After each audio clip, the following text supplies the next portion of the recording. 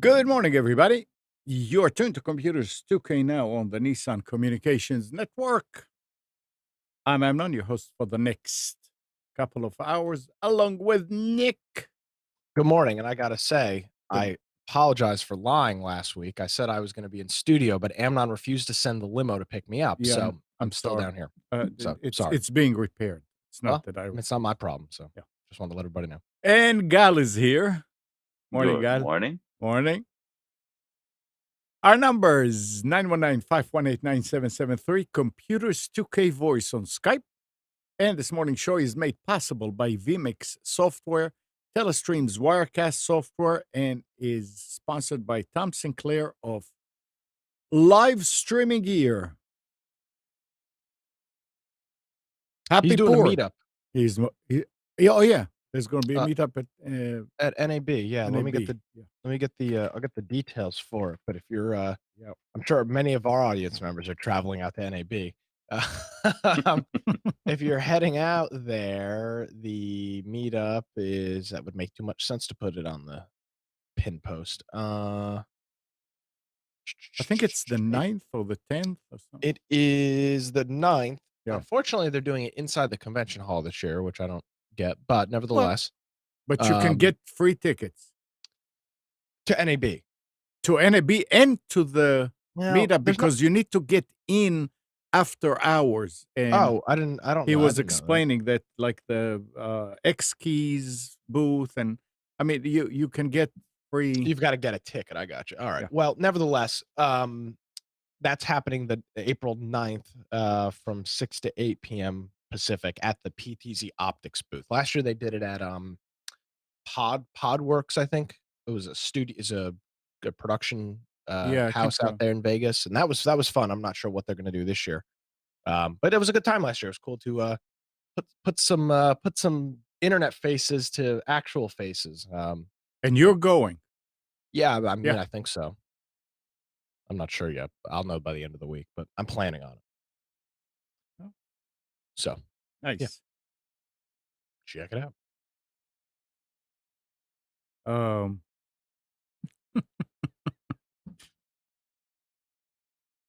The jet is being repaired. Oh man, The that's what you get for buying this secondhand. I know. I know. These non-name brand jets, Amnon, they never work correctly. Oh, Nick is going about it now. Shall we talk about this? No, it's not technology related. No. But anyway, what was I gonna talk about? I've got something here. You got something there. I got a story. Yeah. So Google released a cloud gaming platform Monday or Tuesday. I think it was Tuesday, maybe. Yeah. Of last week, and they are going to be doing they're going to be. It's interesting. So it explains a little bit. Obviously, if you want to play intense video games on a computer, you need to purchase a higher end computer. You're talking probably $1,000 to $1,500 to play newer graphic intense games at a good enough frame rate where it's enjoyable to play. That's obviously a barrier to entry for some people, based on just the cost itself. So there's a couple of these online services that are virtual gaming services. And what a lot of them do, not Google's, but what a lot of the other ones do is you essentially rent a virtual Windows machine in the cloud and they stream the game to you in real time, and you interact with it, and all the processing is being done on the server side. So you could play with a Chromebook as long as you've got a decent enough internet connection. Um, you can use these services. And it's been rumored for a while that Google is going to come out with one of these. They did a test and I think it was in November. They called it Google Gaming or Google Cloud Gaming, something like that. Stadia. Shadow, no? It's called Stadia now, but they did a test and they called it Project Gaming or something like that. Hmm. Okay. And I tested this. I think you and I talked about it, Kyle. We tested Yeah, it. yeah, Or we I talked. You tested. I couldn't get an invite. Yeah. It was in November, and they did it with an Assassin's Creed game, and it worked really well. So Tuesday they say, hey, we're going to have an announcement at the Game Developers Conference (GDC), and everybody was expecting them to do the same thing. Create a you rent Windows Virtual Machine, you log into your Steam account, you play your Windows games on this platform. Well, they're kind of taking that approach to another level. They have essentially built their own they built their own operating system and their own framework for game developers to follow to build games to work in their what they're calling their Stadia cloud platform. Mhm. So Mm. unlike everybody else, unlike other games, developers will have to actually compile and build a game to work with this platform instead of or in addition to just regular Windows and Mac support. Um, for a game. And unfortunately, in typical Google fashion, we got no details whatsoever. They didn't show anything running. They didn't show any price. They didn't talk about a price point. They didn't give any details about games and or whatever else. And all they said is it'll be out this year, and we'll know more in the summer, according to them. So Well, it's an So, interesting thing. so basically, a new console has been emerged, but it's going to be in the cloud only. Yeah, and there's a couple of questions, and I think the big one is price. You know, a lot of these other cloud services, rightfully so, based on how expensive it is to give somebody a dedicated GPU in the cloud, dedicated memory, and dedicated CPU are upwards of 35 or $40 a month. Now, for somebody that's got a $1,000 gaming computer, $40 a month is ridiculous. Now, if you travel all the time and can't have a big desktop with you wherever you go, I mean, maybe that's the price you've got to pay. So a lot of the questions with this platform is going to be what what what is their price point and can they be competitive? Because unlike these other platforms, there are games that are only going to exist on this platform because it's not Steam or the Epic launcher. It's its own independent platform. Um, Well, I see another problem. The question would be price of games as well. Well, if it's like any of these other things, it'll be a flat monthly fee and you get access to the games, but who knows what they're gonna do. Yeah. Um, so, there are some advantages. For example, one that they talked about is you won't have to deal with hacking because the game is not running locally on a computer.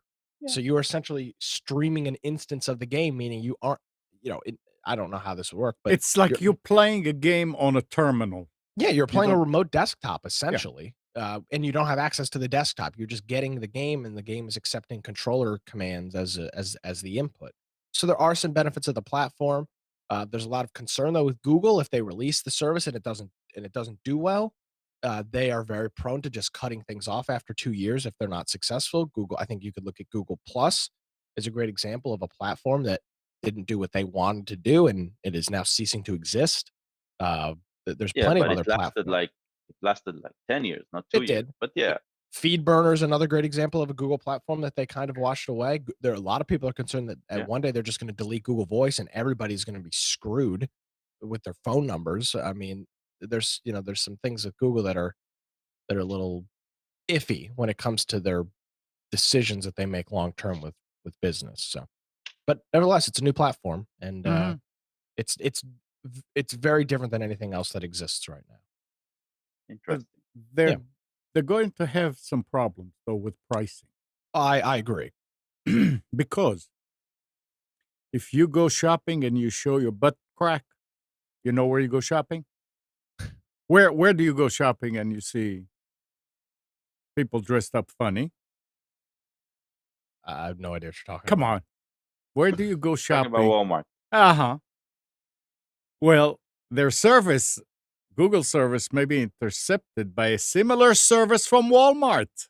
Oh. According to a report from US Gamer, the American retail giant is looking to launch its own cloud gaming service. And multiple sources familiar with Walmart's plan, who wish to remain anonymous, confirm confirmed that the retail giant is exploring its own platform to enter in the now competitive video game streaming race. No other details were revealed other than it will be a streaming service for video games, and that Walmart has been speaking with developers and publishers since earlier this year and throughout this year game developers conference. Walmart's discussion with developers for its streaming service have been secretive, and it's unclear how far along the service is in development. But our sources are confident that this is a space Walmart is trying to move into. So, Mm. I mean, it's not rocket science to create such a thing. Well, it Uh, is though. and if they To have the make it money, successful? what happened to your video, Gal? Sorry, Oh, I don't know. Okay. it's what? What did To you say? to make it successful, I think it is rocket science. Well, I mean, to create it, to make it successful is a different story. But to create it, I mean, if they're creating it and Walmart is coming out with the $9.95 a month, Google is going to have a problem if they're going to go for much more. And as Walmart sees that maybe it's going, maybe then they will hire the rocket scientists to come in and okay, now let's make it real successful. Well, here's something interesting. I don't So know. I don't think we've talked about this. Walmart released their own line of gaming computers. They were called Overpowered, and I think they released 2 desktops and a laptop. And people thought that that was a little odd. But yeah, I watched a couple videos about it, and they're actually pretty good spec machines. They've got good build quality, and they're unlike CyberPower and iBuyPower, because Walmart is such a big uh, company, the margins and the upsell, like some of those other companies, is pretty relative. So the price is on is actually pretty good. what are the prices, the range? Kind of. I don't know. Let me I look. mean, was it a I thousand, don't. 2,000, 3,000? No, no, no. I mean, they were mid-tier $1,000 Wow. computers. Let me see if I can't find one here. Let's see. Overpower. They've got a couple. They've got a couple laptops, and I think they've got some desktops as well. Um, Here's the overpowered, um, 15, which has got an i5 and GTX 1050, um, a mechanical keyboard, 128 gig SSD, a 1 terabyte hard drive, and 8 gigabytes of RAM is $1,000. Oh, It's sad as it's sold out, but from the build quality is pretty good on them, and from what I've watched, so it's interesting that they're getting into this field. All of these, by the way, all of these cloud gaming platforms have miserably failed. If you remember back to 2009, OnLive tried doing something very similar, um, and none of it has seemed to work. So it's because people don't want to spend that kind of money per month. I mean, $40 a month. My internet isn't more than $45 a month. how Um, how much would you say a gamer spends a year on games? Here's the I mean, problem. roughly. Here's the thing. I don't spend a whole lot on games every year. The problem is I've got hundreds and hundreds of games that I own that I've never played. I That's understand. so I mean, really, I don't think I've bought, but I bet you to this year to date, I don't think I've spent $60 on video games this year. Wow. And it's not that I'm not playing them. It's that I'm either playing free games like Apex, or I'm playing the one of 142 games that on my Steam library that I've never launched. I mean, I've got 200 games set. Our friend Brian Aldridge has got 1,200 games on Steam. He's never touched any of them.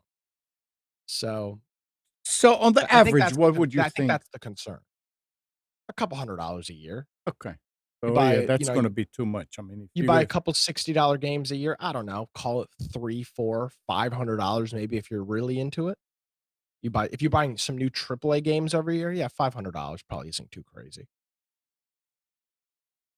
well, that's I mean to pay $40 a month, and I'm assuming that if you subscribe to these platforms, you can play any game you want, Well, or that's kinda what we don't know is the previous approach has been a monthly cloud support, a monthly model, but maybe this will be different because it's such a different platform. I don't know, but I don't think I'd spend $10 a month on it. and they did not talk about how much it's going to be, right? Of course not, no, that would make too much sense. Oh. So, and they really had nothing to show for it but a couple of single player Assassin's Creed games. I mean, the performance, the concept is cool. I think it will be, I don't, I think it will be probably I think it will probably fail, based on the information I have now. That could change when I get more information, but it's just, it's an odd platform because who they're marketing towards, I just don't think people are really interested in spending that kind of money on a platform. Yeah, And that's people what. don't like subscribing to something, and then when they unsubscribe, everything is gone. That's one of the big problems with all these platforms. I mean, it's gone. I buy a $60 game on Steam in 2012, I still have it today. It's still sitting here. Yeah, But if I spend $500 a year subscribing to Stadia, and then I cancel my subscription because I don't wanna do it, all the time I spent on those games are gone. I can never access them again, unless I spend $35 a month. So, that rubs some people the wrong way.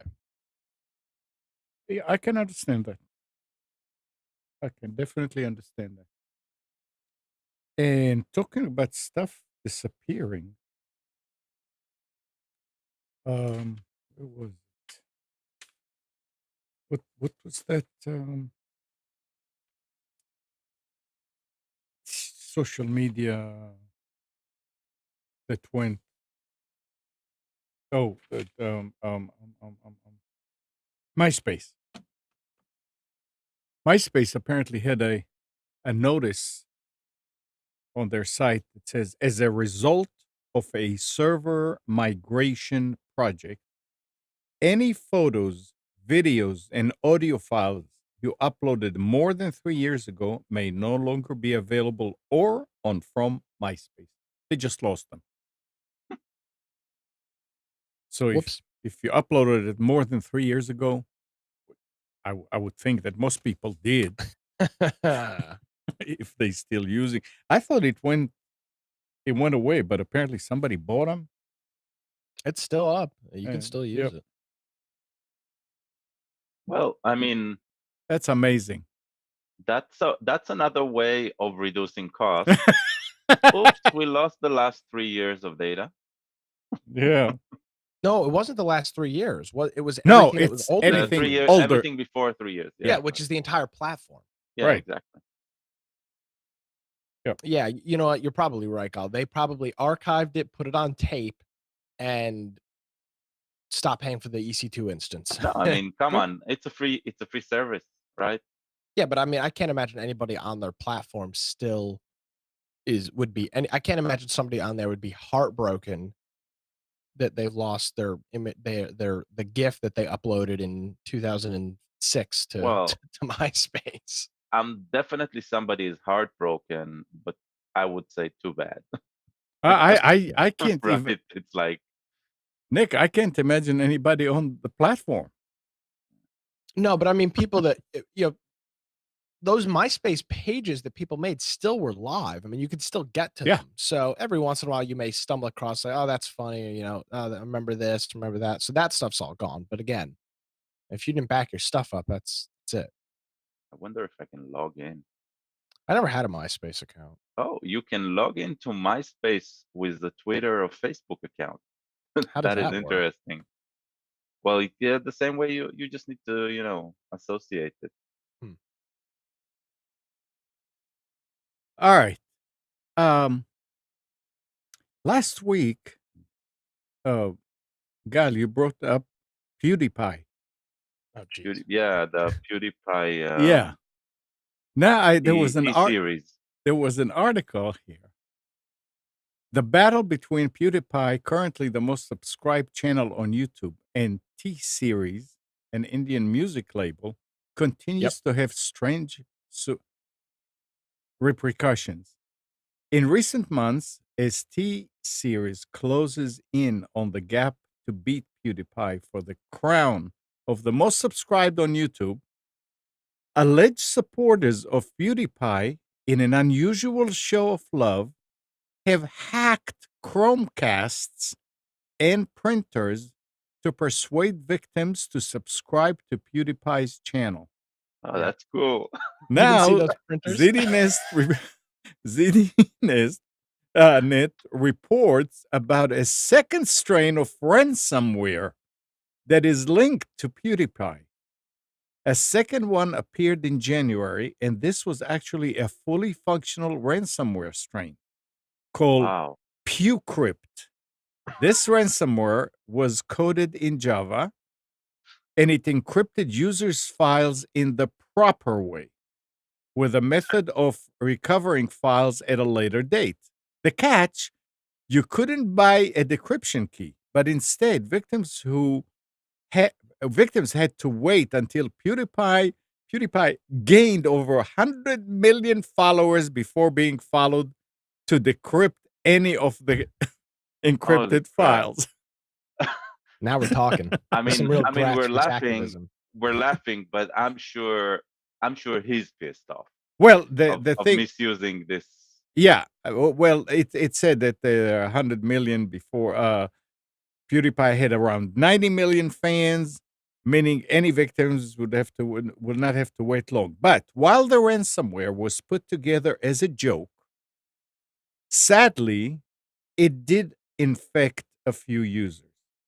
Exactly. ZDNet has learned its author eventually realized the world of trouble he'd get into if any of those victims filed complaints with authorities, and released the ransomware's source code on GitHub along with a command line based decryption tool.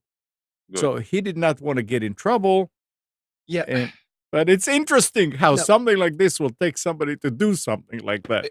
But here's the thing with this. This falls into this conversation of, as an influencer, at what point are you liable for what your community does? Yeah. Now, Yeah. so, Well, that's true. I mean, that's what this is. He himself didn't make this malware, but his group of people. And by the way, the printer things were funny. Office printers were spitting out reams of paper saying "subscribe to PewDiePie" in the middle of the page. But I mean, at what point? At what point is he liable? I mean, I don't think he ever is, because unless he physically is doing this himself, which he's not. I mean, even he's not even sending people. No, to this is do just it.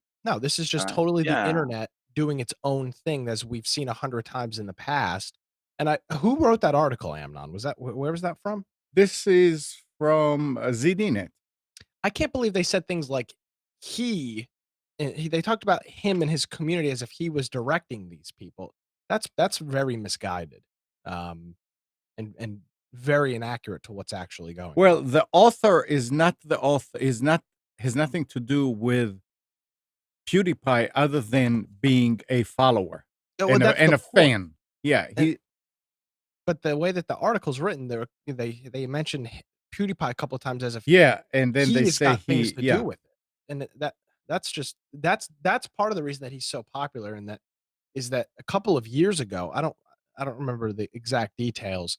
Somebody did something awful in the real world. No, excuse me, Vox or Vice, I think. Vice wrote this big article about how PewDiePie is a Nazi in 2016 or something like that.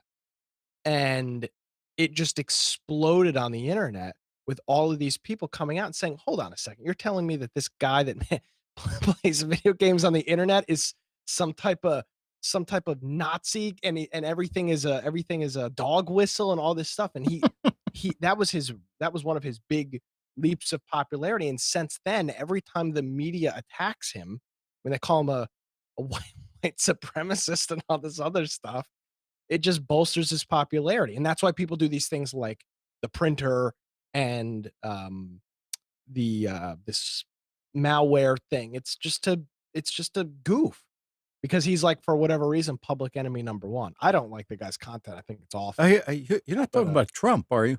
no, sorry. Yeah. Actually, maybe they're one and the same. And I don't he's I don't remember where he's from. Maybe he's Swedish or something like that. First, yeah, he's Den European. yeah, something like that. Yeah, But it's just interesting. it is. It's very interesting that they do that. But it is the internet doing its own thing. I mean, the internet itself has just spiraled out of control with the PewDiePie thing. Oh, well. Felix Kjellberg. Yep. But yeah, you should subscribe to him. I think it's a big deal. I being have not serious. subscribed yet. I am keeping my vote. Well, I'll contact your son and I'll get him to subscribe on your YouTube He's channel. already. Oh, he can't access mine. He can try. So, but yeah, I control everything in okay. my All domain. right, big brother. Calm down over there. That's interesting, though. Yeah. Yeah, no, I find it very entertaining. So the way I got to hear about it is my son told me about it, and the single YouTube channel that I subscribe to and follow. Well, there's another, but this one talked about it. It's an electric engineering one. The guy is hilarious, Electro Boom, but he has a sub channel where he muses about things that are not related to the electric engineering, and he talked about the PewDiePie T series competition, and what he did was actually very interesting. He analyzed the data from the live streams that show the counts, Mhm.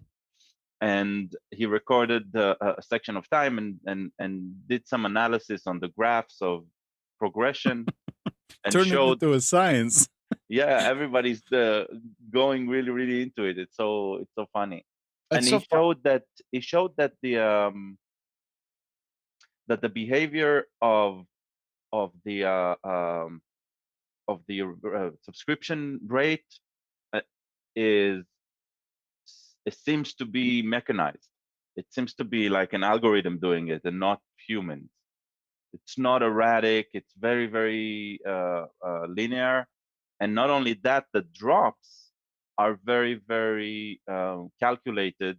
And he thinks that at one point T series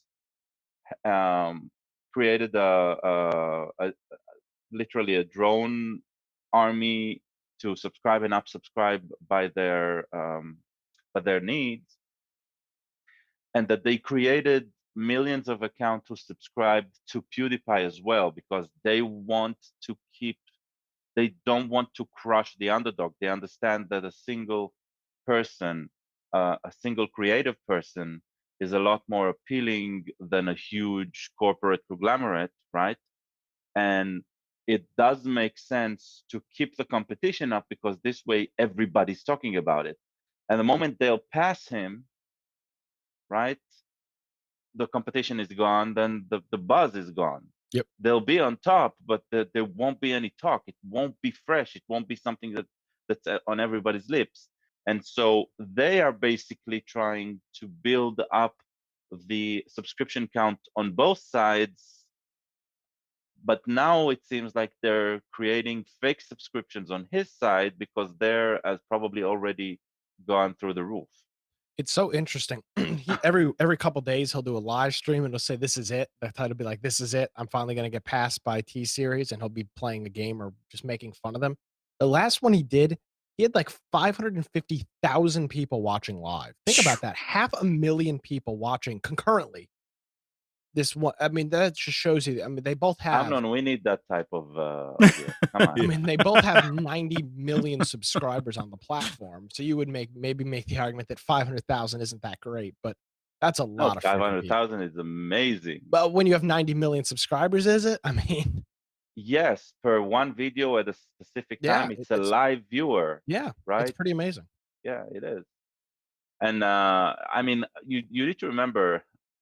I mean, if there's one outcome that I think should come out of this entire competition is that subscribers count will stop being an issue, and an active subscribers count will be introduced.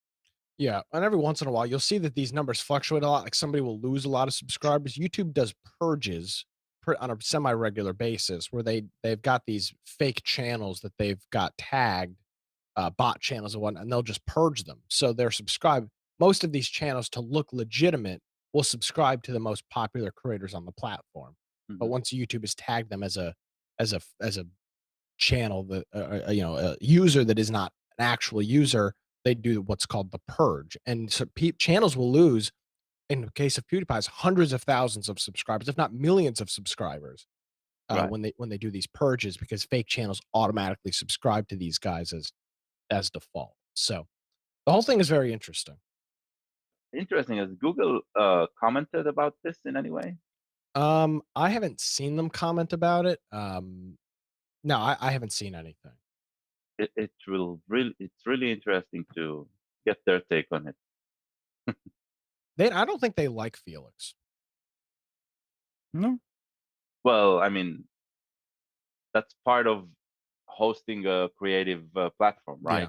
You have no control over the content maker. Yeah, for some reason, he's public enemy number 1, and for the life of me, I can't figure out why somebody that talks in a like a 12-year-old's voice and plays Minecraft on YouTube is turned into the public enemy number 1, but somehow he's managed to do that, but he's laughing all the way to the bank, so Yeah.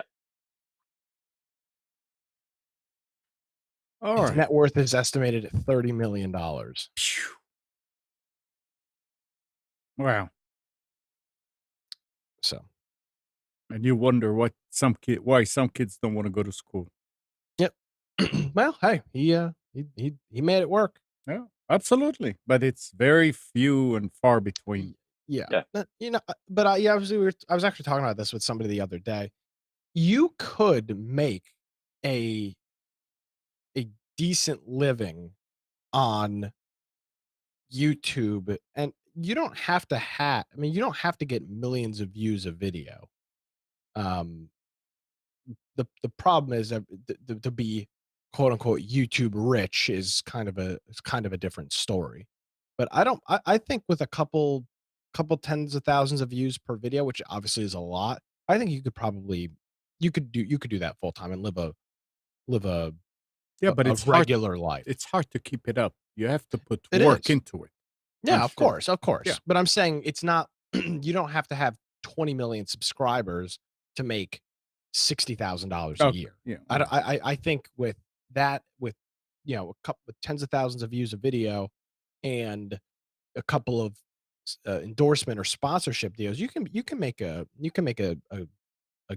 good living off YouTube. You're not going to be YouTube famous, but I don't think it's as I'm not going to say it's not as hard. I don't think it's as unobtainable as the it may be marked out to be. I could Have be you wrong. ever played YouTuber's Life? Yes, I've played that. I own that game on Steam. It's another one of the Yeah, Shy as well. My son as well. another one of the games I own. I'm actually working on a little project with our friend Sean. We're dabbling with Unity and doing some little game development in there. Nice. So as as things progress with that, I'll let you know. But we're playing around with that. All right.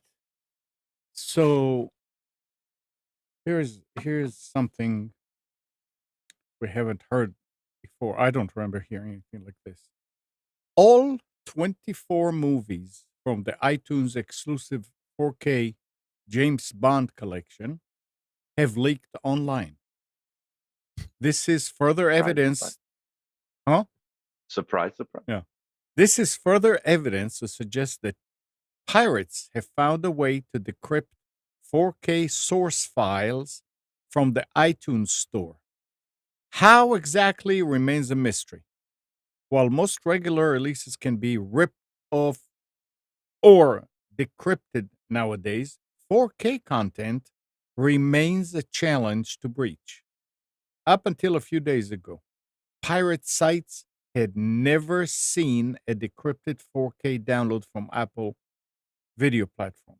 However, a flurry of recent leaks, including many titles from the iTunes exclusive James Bond collection, suggests that the floodgates are now open. It all started earlier this month when a pirated 4K copy of Aquaman surfaced online.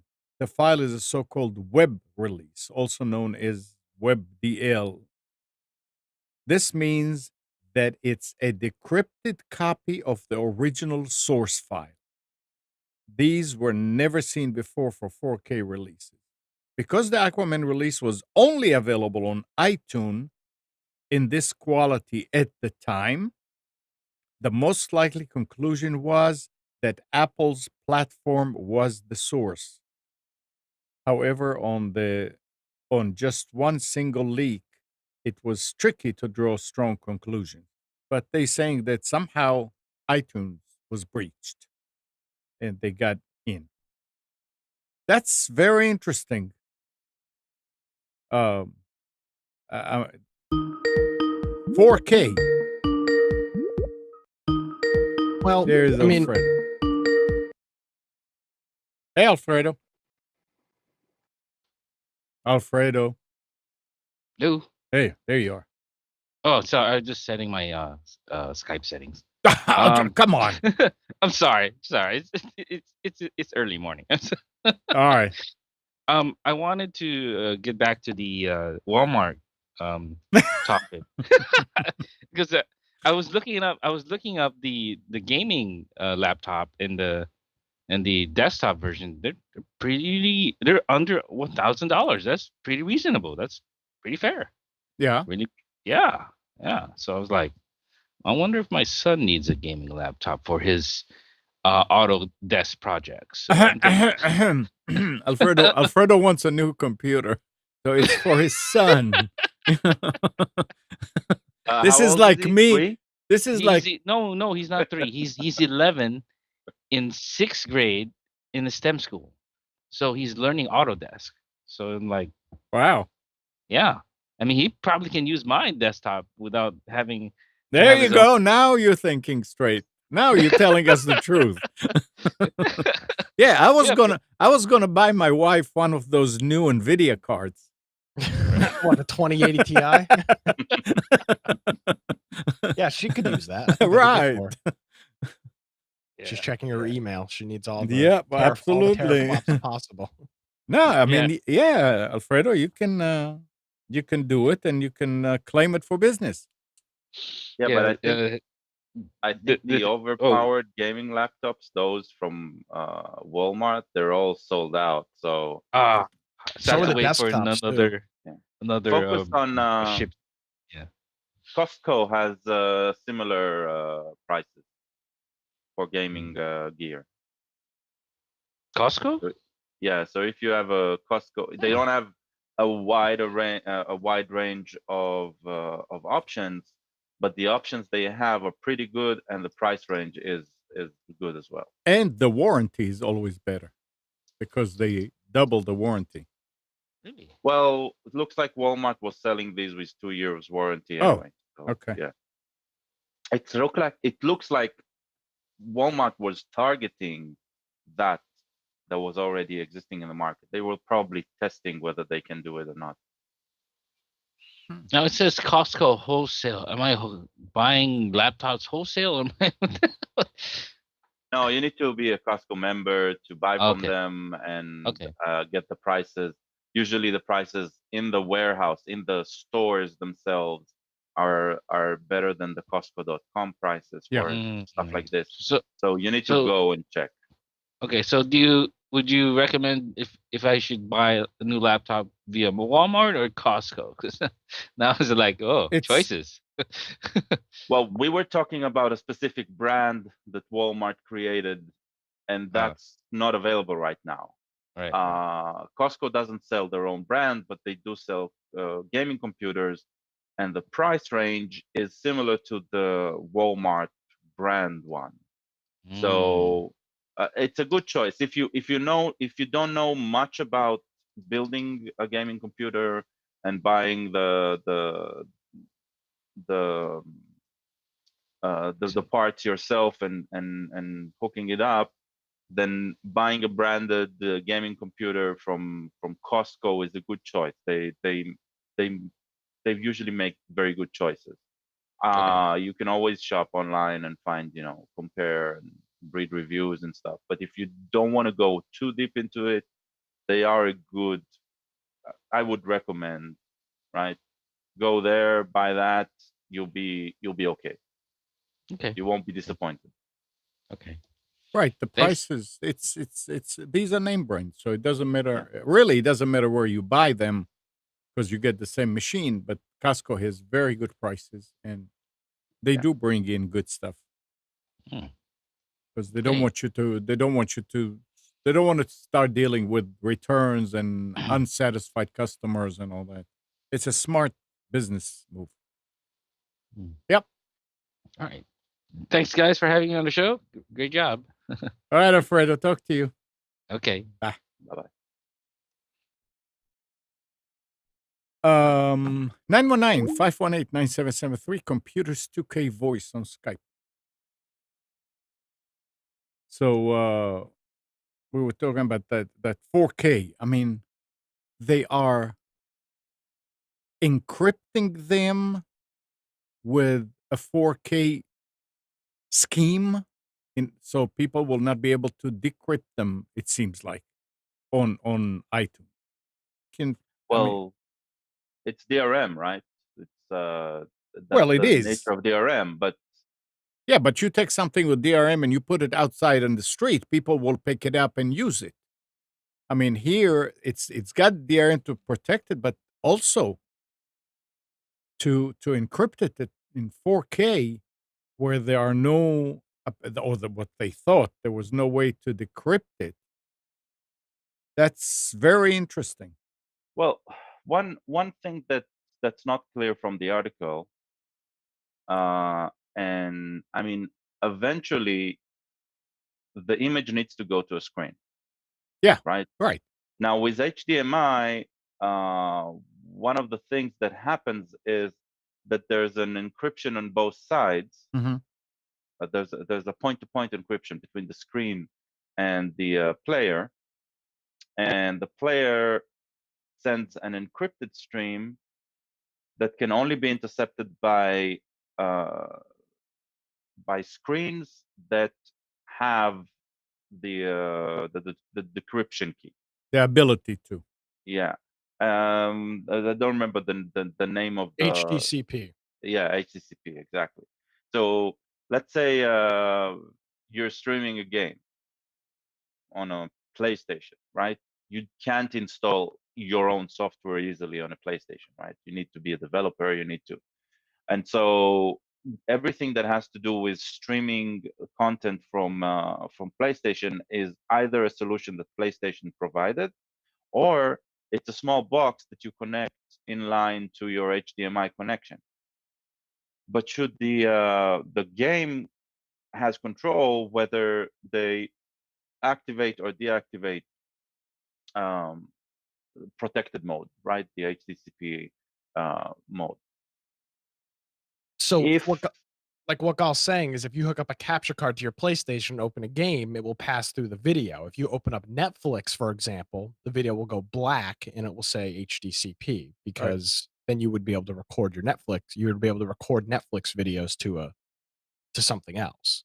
Right. That's So how they in do my it. mind, exactly. And in my mind, that would be a lot more lucrative, I would say, to hack than anything else. And I think it's not that impossible to do. Um, My HDMI hub here that Nick told me to buy a few years ago passes HDCP. Strips HDCP. Strips, I mean, yeah. So it's such a good little box. right? So you can take a 4K stream like that and just record it from the endpoint. That's always an option. You're not getting the original compressed file, so you need to recompress it, right? But you are getting the image quality. So that's what I don't find. That's what I find strange about the article.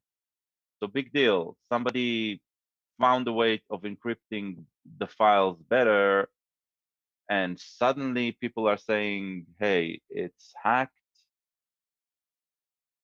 Somebody just subscribed to Apple and hooked up something that strips the HTTP and got the image. It doesn't sound that complex, right? Yeah, I don't I know. don't know. It's like, and if it's more complex than that, so big deal. They found a way of doing maybe things easier. Maybe that's the thing.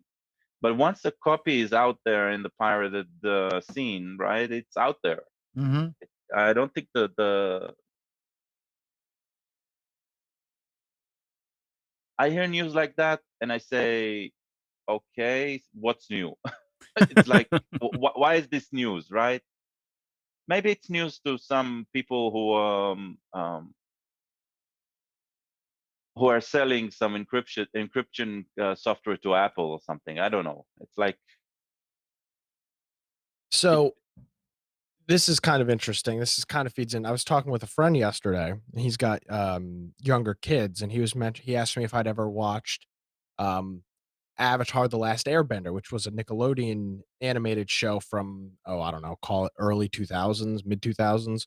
Um, and I said, yeah, I mean, I'd seen it when it was on at some point. And he said that show is not available anywhere except a $70 Blu-ray set on Amazon. It can't be purchased to be streamed.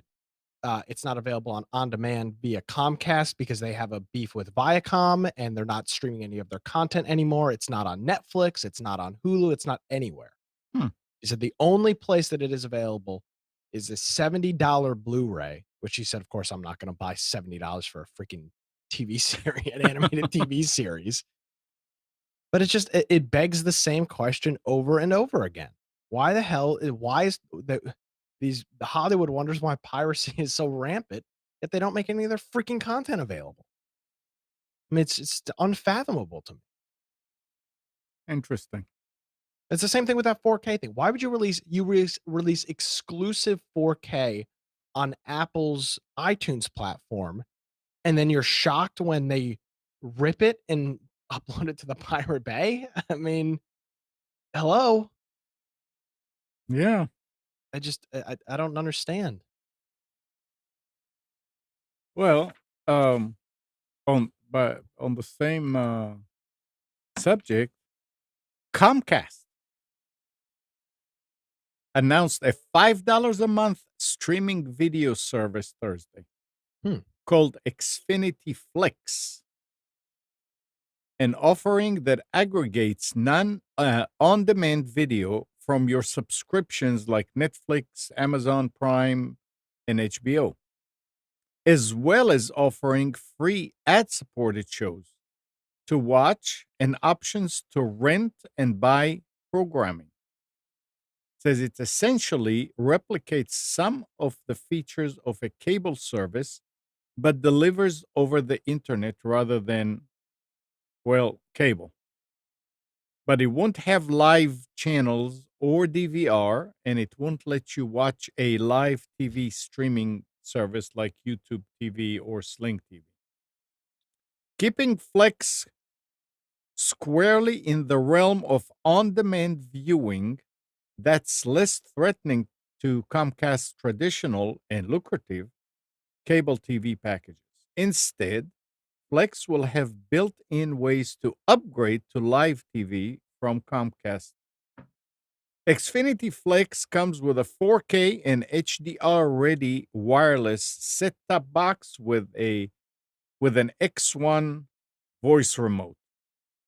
Engadget adds that, and it's scheduled to launch March 26th. Will be available to customers who have Comcast internet. $5 a month. You try it and you see what it does. I'm Uh, reading it. Oh, It looks like a Roku, yeah, you need to buy a yeah, box. but so it says it's got ESPN3, which requires you to have an ESPN subscription to watch. Pluto TV, which is a free online TV service. Tubi TV, which is a free online TV service. Cheddar, which is an online free TV service. Mhm. YouTube, of course, and then Netflix, Amazon Prime, HBO, and Showtime. But you have to have subscriptions to all those. So they're literally building an aggregator. an aggregate. They're Yeah, building like a Roku or an Apple TV into their X1 box or whatever. And it's kind of like a little media server, kind of, because you're not actually hosting any of your local content. right. But interest at $5 a month, it's an interesting price point. Yeah, and you can customize it apparently. Yeah, but that's you said exactly. It's competing against an Amazon TV, Apple TV, or a Roku. Yeah. Those cost you anywhere between $30 to 100 one time. No $5 a month Right. thing. Yeah. Yeah, So but why would people subscribe to it, right? Why would people fall into this trap? This is what I don't get. I'll tell you why. Because the main problem with watching TV through a to a different service like Sling or any of these, you don't just sit in front of the computer, in front of the TV and use the remote like you used to with the cable service that you get from your provider. Like if you are a Spectrum, you have the remote and you go up and down, and that's what it does. Now you're adding that media server, so to speak, and you have to go and change the source and go to here, just like in many cases you have to do with Netflix. This is the main problem that I see with using uh, media service, like any of the other services that instead of when you cord cutting, is the technical uh, knowledge that needs to happen with these. It's not straightforward. Or I would switch real quick to one of those if I knew that Kathy could sit there and use all that uh, uh, programming that's available just as easy. So here they're doing it, and I'm assuming through their service. I don't know what X1 is, but it seems like they're doing it right through their service. So that will make it easy. And the $5 is not too hard to shell out every month. And people that have Comcast and are used to that worst customer service in the world will do it because they obviously keep going with it. And that's why people will do it. So this is a full Xfinity box that they're giving you. It says here, Xfinity Flex customers will be able to easily upgrade to a full Xfinity X1 cable service right from the guide. So they're essentially just going to give you the same cable box as everybody else, Mhm. and the live TV functionality is going to be turned off. Um, but you can buy it directly from the You guide. can upgrade it. Yeah. Yeah, but now I would make an argument here, Amnon, Yeah. that this service, what they're offering here, is no different than what most smart TVs have. Right. My new Vizio smart TV has got Pluto TV, Tubi TV, and Cheddar all built into the operating system by default. All I have to do is click the Vizio button, and it opens up the not the store, but the app homepage, and all those apps are on there. I mean, I've used them. there's gonna be something that makes it palatable for Comcast users, or even for people who are I mean, they don't thinking have to about do maybe I anything. should switch. They're not doing anything. They're not providing anything. They are not doing anything themselves with this service. Right. No, I They are just understand. so I mean, that's the key is you can charge people $5 a month to log into Amazon. Yeah. I mean, that's essentially what you've got. I mean, you're right though. $5 a month. What are they gonna make on this? $5. But what are they actually gonna make? You gotta deal. You're gonna have to. I You would gotta think they're deal with making support and setup and Mm. the whole shebang with this thing. if you're talking about that money has to go to customer support, they're gonna make the whole $5 because they don't give that. Yeah, I mean, Yeah, it's well, interesting. um, got anything new about cord cutting, or things are just Cord cutting. yeah, Things are pretty much the yeah, same. I haven't encountered any special services or anything. One of the things that I can say about cord cutting today is either you disconnect completely from providers. That's when you're actually cord cutting, right? right. Because one of the ideas of cord cutting is stopping the bleeding out through subscriptions, right? The bleeding out of funds in this case. Well, you go from one subscription to another. Yeah, and today when you look at most subscription out there, uh, I think Netflix is probably the lowest priced one at this point, and it too is rising its prices all the time. Um, so if I'm thinking about cord cutting, the only thing that is actually possible to cut the cords from today in the US, and this is specific to the US, is landline phones with services with free services like Google Fiber. Sorry, Google Voice, right? Any voice over IP. Yes, but voice over IP, you still need to pay a subscription for the trunk, for the numbers. Google gives them for free. Okay, yeah, yeah. Yeah. So this is a complete cord cutting. You buy a box, you hook it up to Google Voice, and as long as Google Voice is going to be free, you're not paying anything. Um, so that's true cord cutting.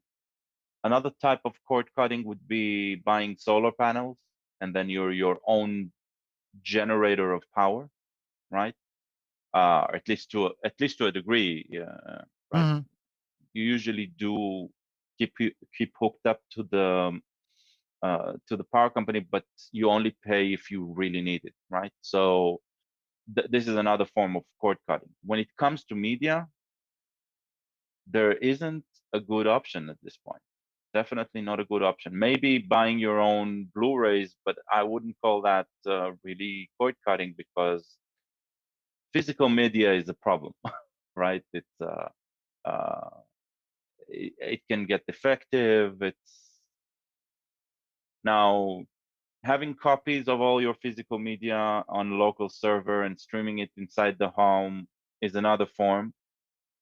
But true cord cutting, where you're no longer a slave to the media producers, I haven't encountered that yet.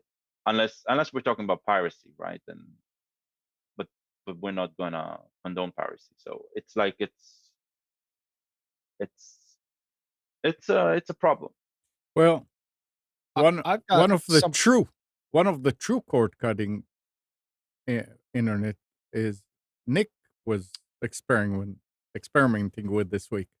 Stole the words right out of my mouth. Oh, But it's good. So, um, I've been I last week I talked about my issues with Spectrum, um, and I've gotten nowhere with that. I've been told it's been given to a supervisor or manager, and that it will be fixed. But yeah, I'm the Easter Bunny.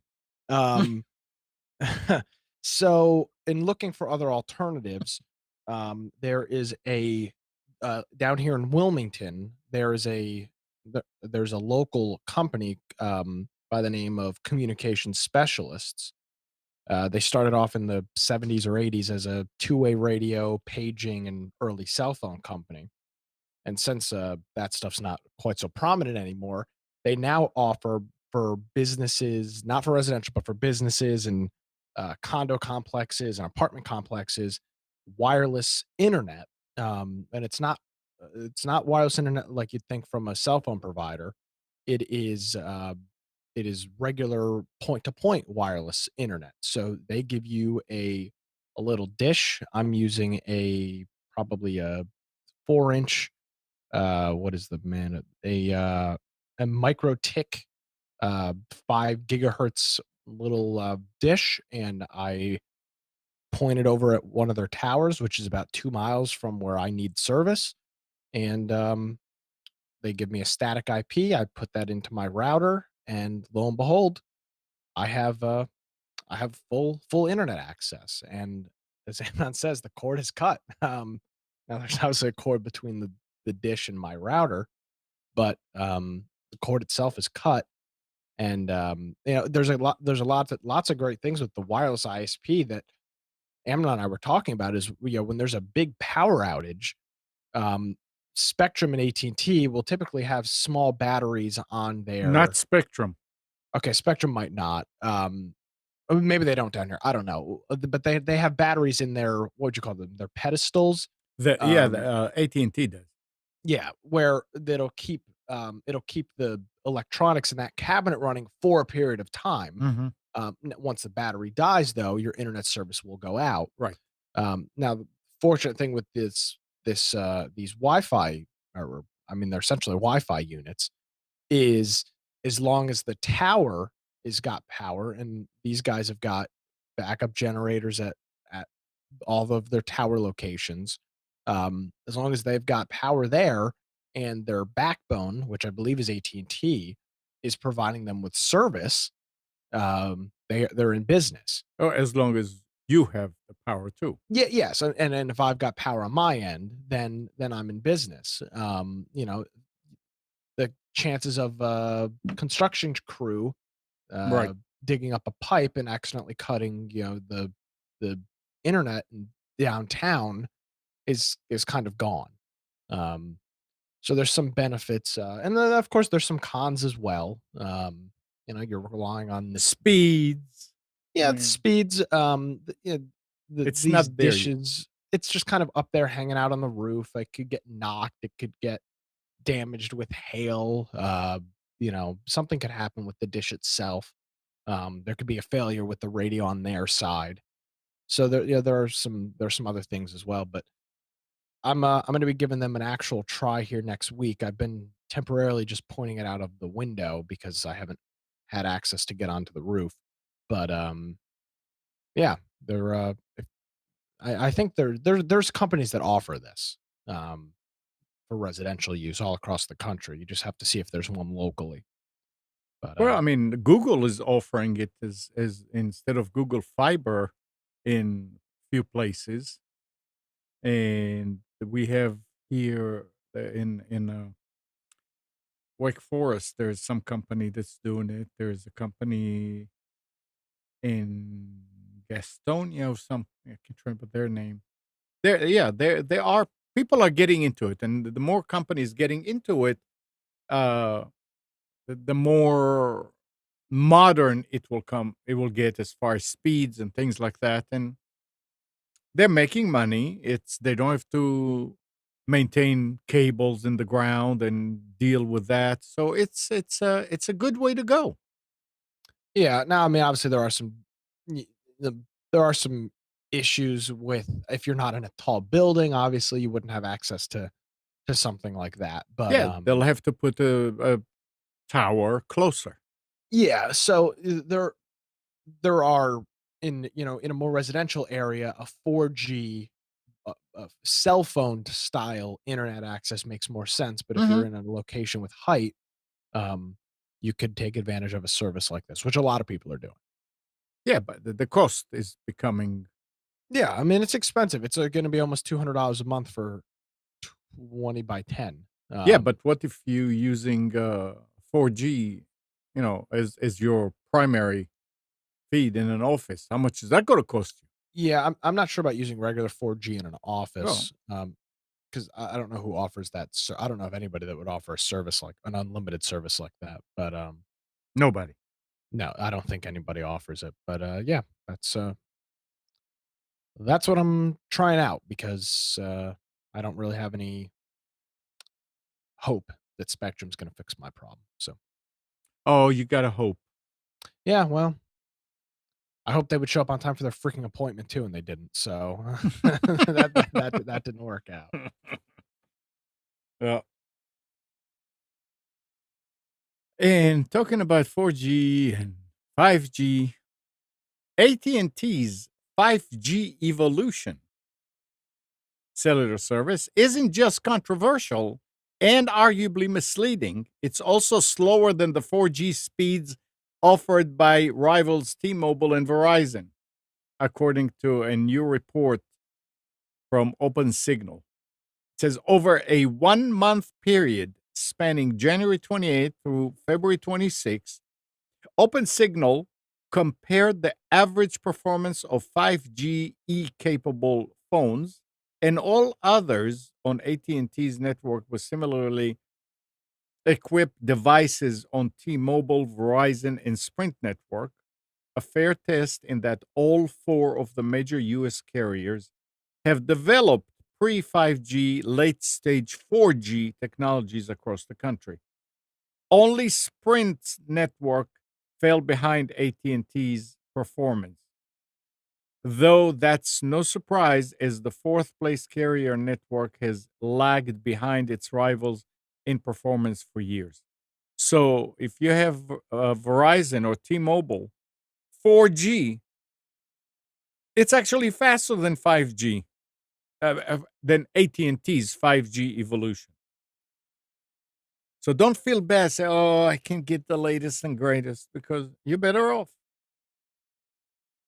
I refuse to believe that. I'm an AT&T customer, and I refuse to believe your facts. So I stand by my story. Yeah, I can't believe that anybody at that company thought that this whole charade was a good idea. Yeah. I mean, that's almost more uncomprehendable than them even providing the service that someone was like, "Oh, here's a great idea. Let's offer 4G, call it 5G. Oh, That's actually worse than everybody yeah. else's 4G." I find that a little hard to believe that somebody actually thought this would work out in their favor. But you Yeah. wonder, is there actually gonna be any backlash to this? What? Are people actually gonna cancel their AT&T their I AT&T cell doubt phone it. service? I mean, I doubt I haven't it, but they contemplated it at may all. they I mean, if they're paying more for the 5GE, then they'll say, "Hey, take me back. I don't need that." Yeah. But I don't know that they charge more. I mean, last week we No, talked about the they'll fact need to that buy a new phone, right? Yeah. That's There's what one they need to phone do. okay, one yeah, phone that that's does it. true. Yeah. But the only courier that said anything about charging more is Verizon, who's charging more for their 5G, $10 a month. With their But they 5G service, are they gonna finally get rid of the nonsense with them where you can either be on the phone or using data at the same time? Because they still have that restriction on Verizon. Where you cannot be on the phone and use. Correct.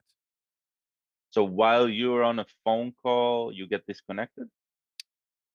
No, but you I can't don't. you can't be on speakerphone with somebody and on the internet. Yeah, so that's what I mean. So Yeah, yeah. once you're on the phone, well, Interesting. maybe Verizon's they're always been trying. they've always been like that. It's something about their CDMA, right? Yeah, but I don't. CDMA is supposed to be you're on two live channels Well, maybe they're not. simultaneously. Maybe they aren't CDMA. Nick, Maybe I they're don't have a problem with that. yeah, Emily, you don't use your phone. So I mean, yeah, you don't use any bands when your phone sits in the damn charger for 30 days straight before you touch it. I mean, I'm pretty sure they still have that issue. I could be wrong, but I mean, maybe, but then again, uh, I don't know about Verizon because I don't use it. But um, when most of the service providers now they provide voice over data. So I'm guessing if it's a voice over IP call, right? You're still connected to data. It's not disconnecting you. It Anyway, always stop was. using voice numbers. Use voice over IP, and you're done. Oh, I actually meant to ask you about. Do you know of any? Do you use any SIP apps on your phone? Well, I use Google Voice, so I don't Oh, need a SIP app. okay. I'm curious if anybody listening, if you use a SIP app on an iPhone specifically, I'd be curious to hear what your experiences are. I think I'm gonna get. I think I'm gonna transition one of my, or put one of my soft phone numbers on my, or put one of my VoIP PoE phones. Also configure that on my Well, cell phone as well. I think with some of the new Androids, you have SIP uh, capability built into the headset. You don't need a separate Well, that's cool. So you just configure the SIP connection properly, Hmm. and as long as you're using on your SIP server, you're using the correct codecs, then you'll be okay. Let me see what I can find in my phone right now. Interesting. Oh, SIP. What does SIP I guess stands for? I guess I'm incorrect since their 4G LTE network does allow simultaneous voice and data, Okay. but that just started with their LTE network.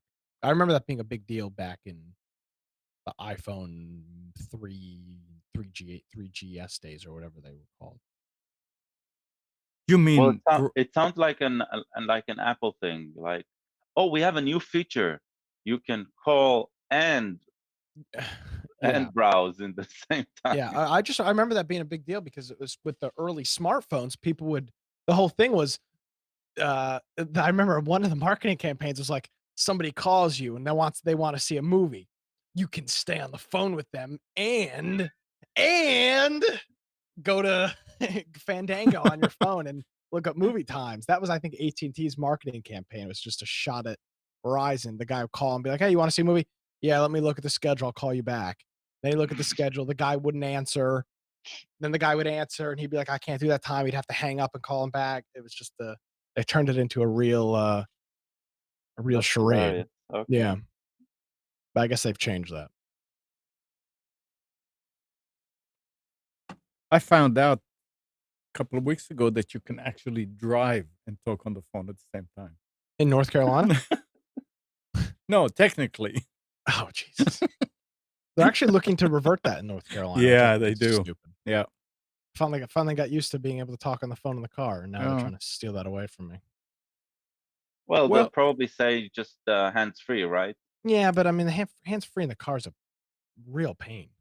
I don't know. I don't know. Well, because it's hot outside and you have your windows open. You ever try talking on hands-free phone with the windows open? Can't hear what the person's saying, and they can't hear you. I'm seeing, and I was really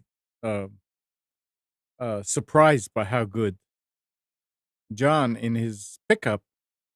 If he's in the car and his phone is in his pocket, the phone rings. It rings through the radio, Mhm. and he presses the button, and he talks to the person. And yeah, if you can hear the music when your windows is open, you can talk on the phone when the window's open. I think So it depends on your car. it depends. Yes, it does depend. Yeah, I agree. my vehicle's But it's nice. hands-free system is not. I disconnected my phone from my car because that's how almost unusable it was. Use AC. I'm trying to save it. I'm trying to save money.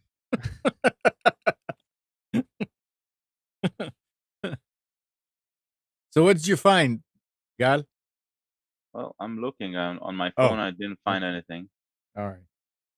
I'm trying to find some guides. Maybe I'm just looking for something wrong. All right. Oh, a very obvious location. Yeah, Macs. Apple computers don't have viruses and malware. So Here- Microsoft Microsoft is bringing its Windows Defender anti-malware application to macOS Hot dog.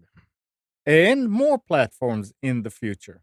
As it expands the reach of its Defender Advanced Threat Protection (ATP) platform, to reflect the new cross-platform nature, the suite is also being renamed to Microsoft Defender ATP. So it went through Microsoft Security Essentials. No, from Defender to Microsoft Security Essentials. Now it's Defender, and now it's Defender.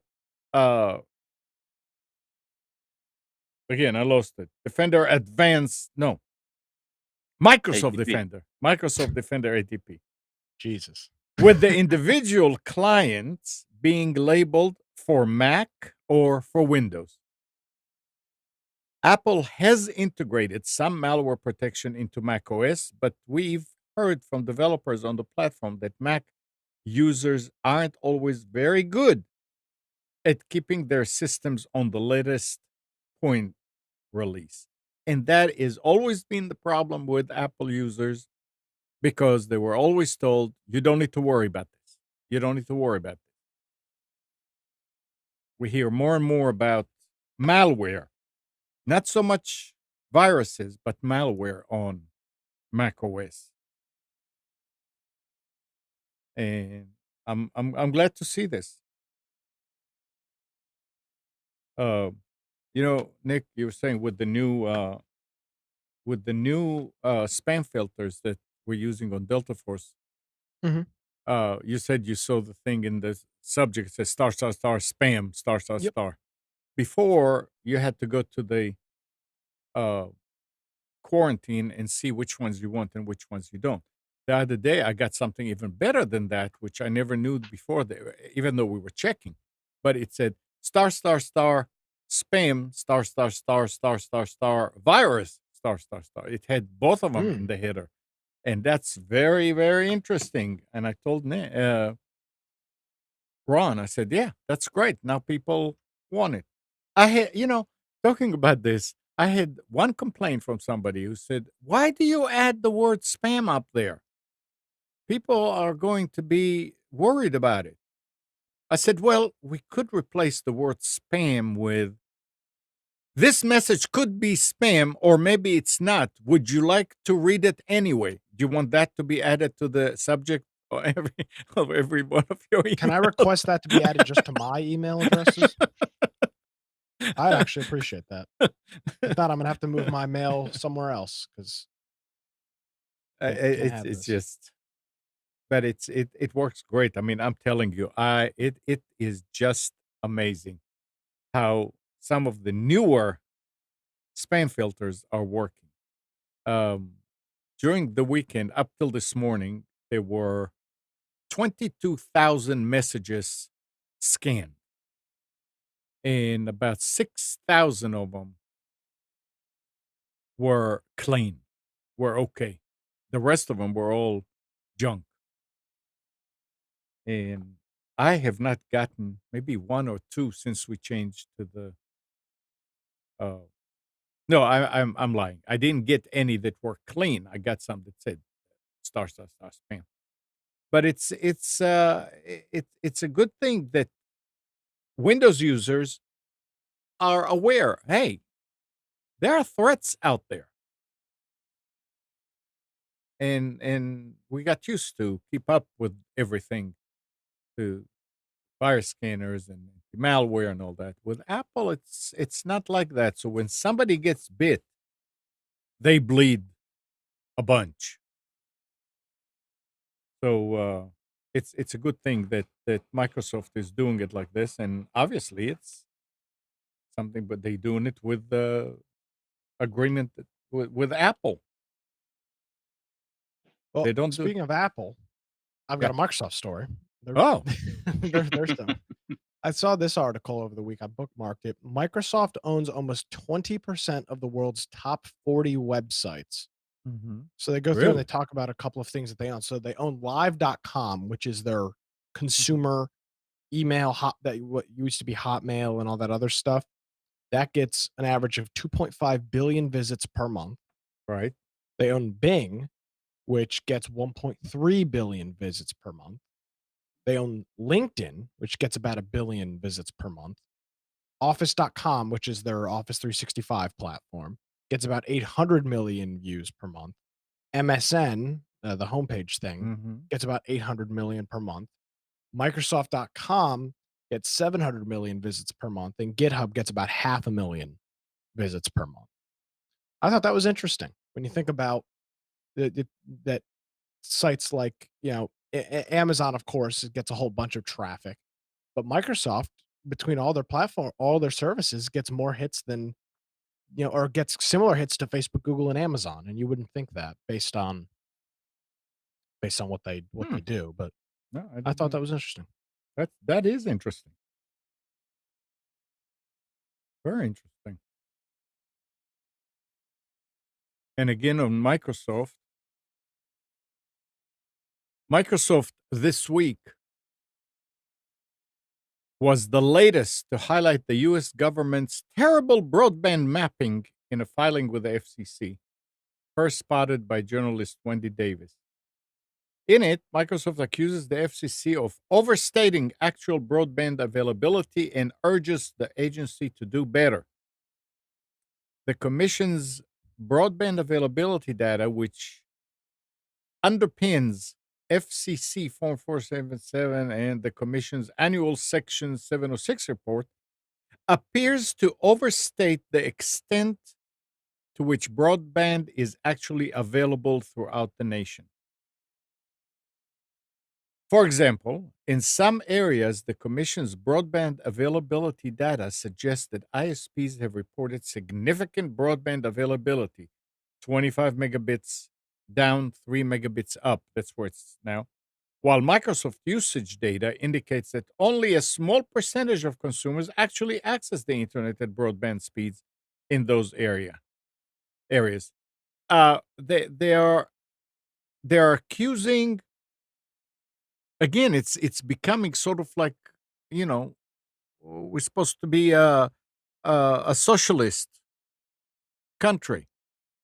Um, well, this area doesn't have broadband. Why isn't the government doing something? Well, what?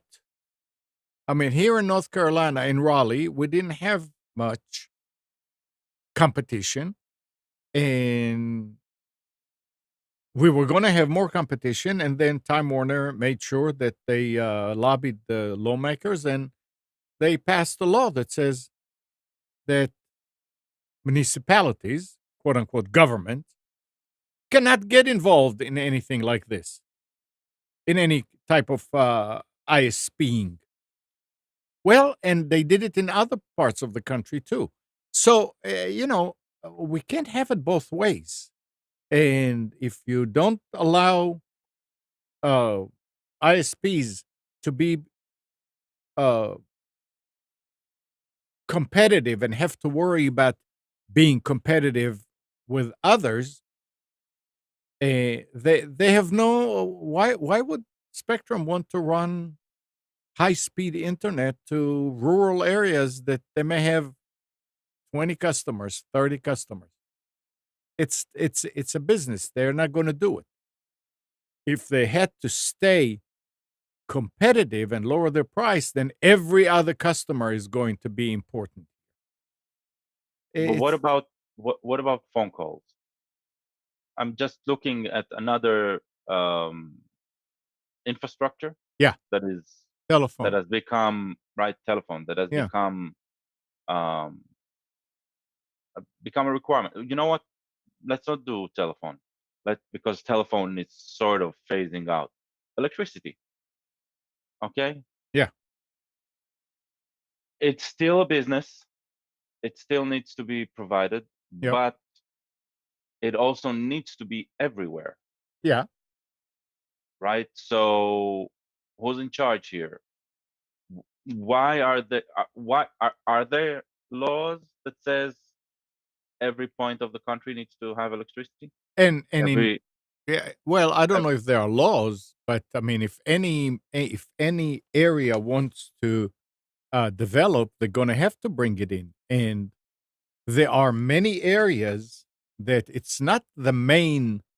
power company that brings the power there. Like in Raleigh, it's Progress Energy, Duke Energy, Duke Progress. They keep changing names. In some of the cities, like in I don't know, in Apex, in good size.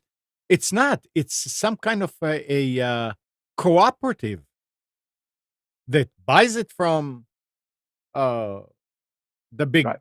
the big utility and resells it to their local. But it doesn't matter. It gets to all these areas. Water is the same thing. So the same thing today with internet, right? Internet has become But they're such not a basic. allowing this. That's my beef. They created a situation. Some of the ISPs created a situation where the government cannot come in and do it. Right, but No, that's the we thing. That's the power that needs to be stripped out of the ISPs. absolutely. Yeah, Oh yeah. yeah. And it's not a socialist thing. That's the thing. It's not. Well, no, eh, no. It's at this point is you don't want the government is not going to be doing it, but the government can come and say, "Hey guys, do that." We just like Trump did when he signed all these papers to make it better taxes or better for business and say, "Hey, now do this." Okay, now we can do it because because businesses have to make money too. And they say, "Okay, yeah, now that we can do it, we're going to go and do A, B, C." And Yes, but I think the big issue here yeah, is that while these companies they provide infrastructure, right. basic needs, right? Today it has become a basic need, Yeah. but they are a for-profit organization. And not only that is their profits are enormous, Mhm. right? Nobody's talking about the profits. I mean, even a power company is a for-profit, but because it works inside a very regulated field, right? Right. The profit margins are controlled by these regulations, Okay. and ISPs seem to be required to be the same thing. And that's not becoming a socialist country. It's No, no, no. becoming a very a substantial, very basic regulated need. And yes, it needs to be regulated by the government. It's sad, but there's no longer big money in ISPing, but it has to happen. And that's the sort of debate that you hear about it. Should it be regulated or not? I don't think the question of should it be regulated is even a question anymore. Well, The moment it's a basic need and everybody needs to get access to it, right? That's when it says automatically, yes, it needs to be regulated. There's no other way. all right. Let's take it. I mean, that's a No, but good. hold on a second. Yeah. You said that the profits in power are not like they are in internet. Is that what you're saying, Gal?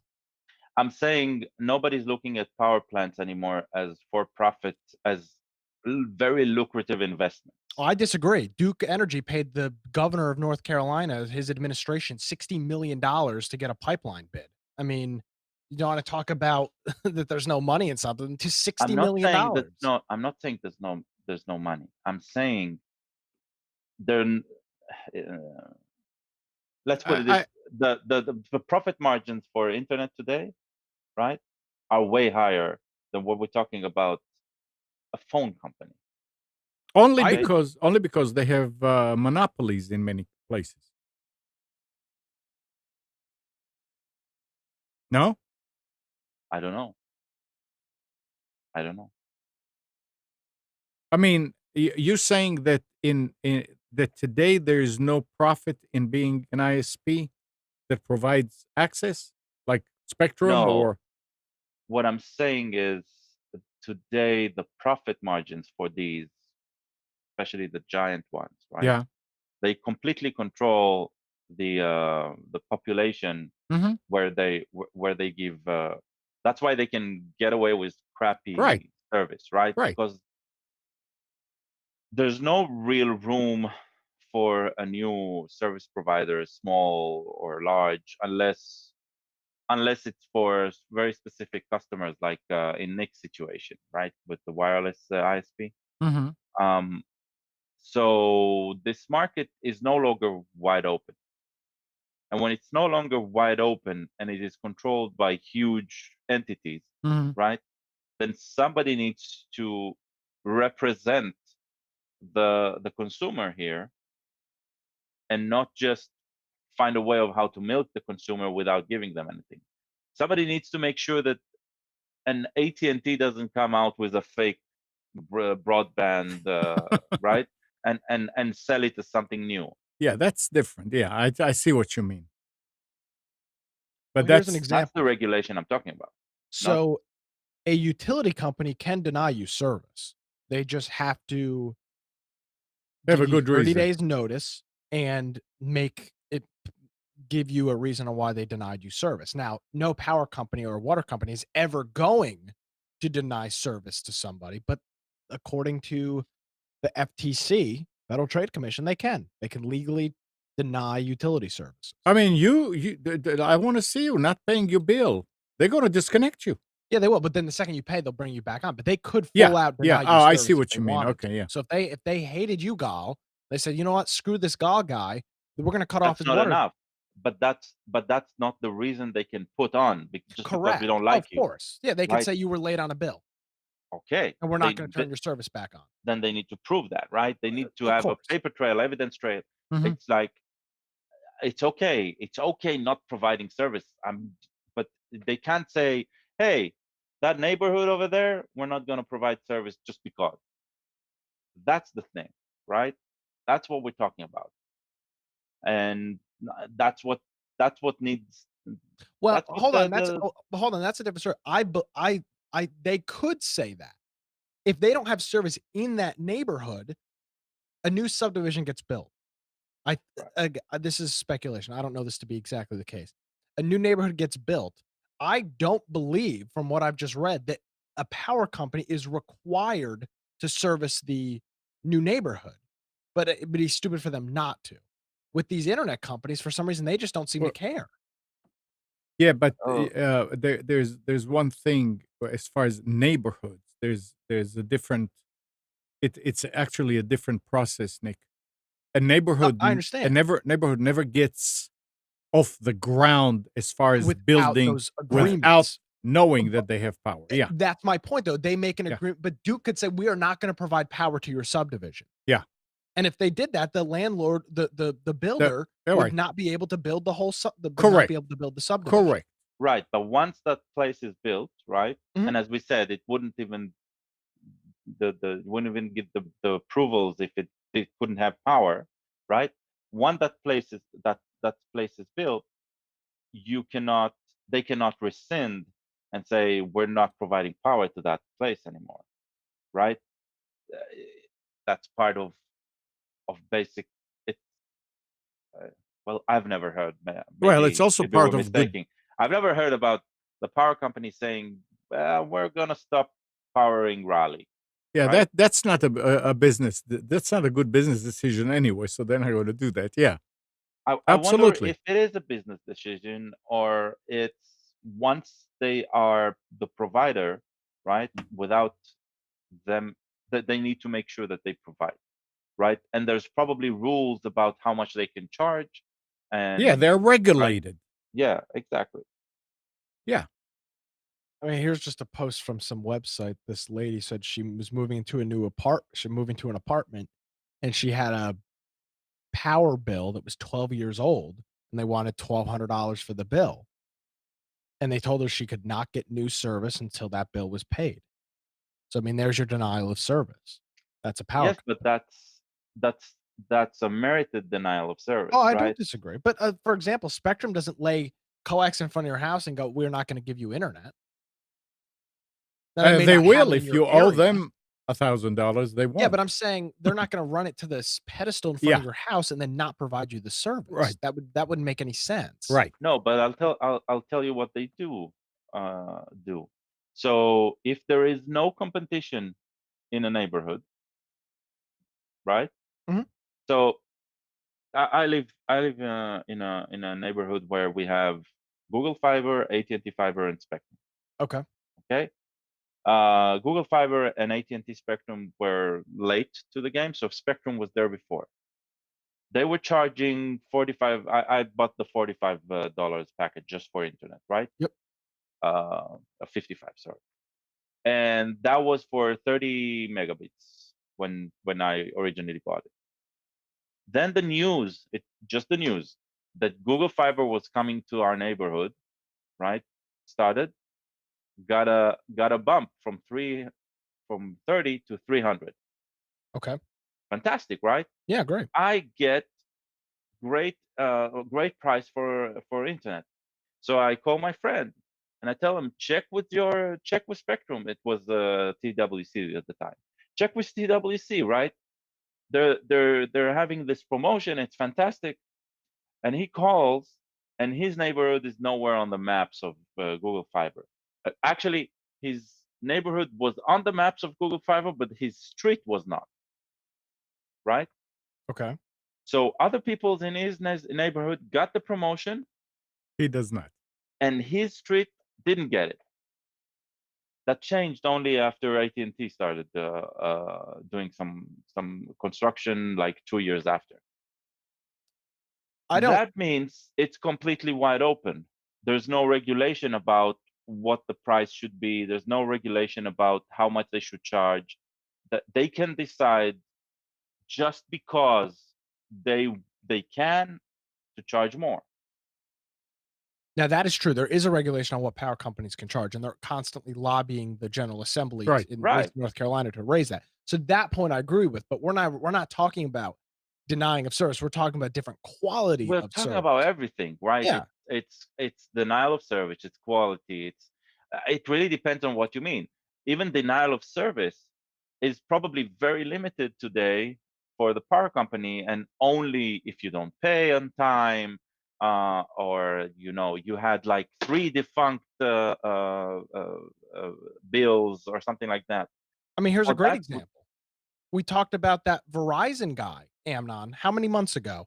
The guy that lived out in the middle of nowhere that was roaming constantly with his Verizon package because they didn't have any towers. What did Verizon do? They canceled this freaking contract. Yeah. Denial of service. They told him, you've got 30 days, get the hell off of our network. And they did. Yeah. So, I mean, it is not in the best interest of any of these companies, power, gas, electric, internet, whatever, to not provide service to customers. It's not in their best interest. But if for whatever reason, it was costing Verizon hundreds and hundreds of dollars a month to provide this guy's service that he was paying like $60 for, so they canceled the service. It'd be the same thing with your energy provider. If you were sucking up so much power that you were browning out or blacking out the grid, they'd can your account. Now, I do agree that they're not regulated like the internet is in terms of pricing and whatnot, but that's because that they've been set up as monopolies there's only one electric option in everywhere. And that's just how it works. Gal, my main point in the beginning was to iterate that here is people going and complaining to the FCC. Mm-hmm. But instead of going and complaining to the local authorities to change the rules that they set, that they actually wrote in because they understood nothing about the technology of this thing, and then created a situation where there cannot be competition. If there was competition and it was allowed for other companies to come in easily, then people wouldn't have to complain to the FCC because the prices will go down just like it did in your case. You got better service. Some places get lower pricing. It would work. But because that particular ISPs were successful in getting the lawmakers to pass a law that prevents or makes it really hard for others to come in, now they can control it. Control to the local government about that. Don't control to the FCC. Oh, they can't get over 10 megabits. Am I crazy when Mike was living at his old house? Yeah. Didn't he have electric problems? And didn't he have to file something with the Electric and Gas Commission or something like that? With the Duke, yeah. Yeah, but he filed it with the Energy Oh, with Commission in the North Carolina. it's the Utilities The Commission. Utilities Commission, yeah, because his power was going out Yeah. all the freaking time. He was Right, but you see, everything in his fridge that's was going bad. now that's a regulated service, don't it? See? It That's the is. difference. I understand. You But the cannot same go but you can do this you can with the FTC, you absolutely can. Okay, so that's what I'm not familiar with, so maybe you can. Now, here's the Alright. thing, so, for example, I could take my ping issue that I've got with Yeah, Spectrum right. and go complain to it wouldn't be the FTC, maybe it'd be I guess it would be the That's the FCC, thing. It's not a utility yet. but you can make a complaint to the FCC about it. I'm almost positive, I could be wrong. Hmm. But it's not gonna do me any good. 'Cause that's not gonna fix the problem. Right. No. It's the at first you need to go by the old saying that you can catch more flies with honey than with vinegar. You know, hey guys, you know, come on, let's work on it together. Let help us fix it. But now It phone will service, you can, because phone service is in fact regulated by the federal Right. government. So Phones you phone services. Yeah. I mean, that's part of the discussion right now, right? Whether this needs to be a utility or not. Once it's categorized as a utility, then the ISP's hand is tied Mhm. as to what it can do with it. Yes, it does change the way competition works in this field because suddenly it's a lot less of a competitive the different competitors, they'll have a lot less of a competitive edge because they will all need to be pretty much uniform in what they provide and how much they can charge for it. so But the that's what makes it uh, uh, that's why it's needed for the consumer.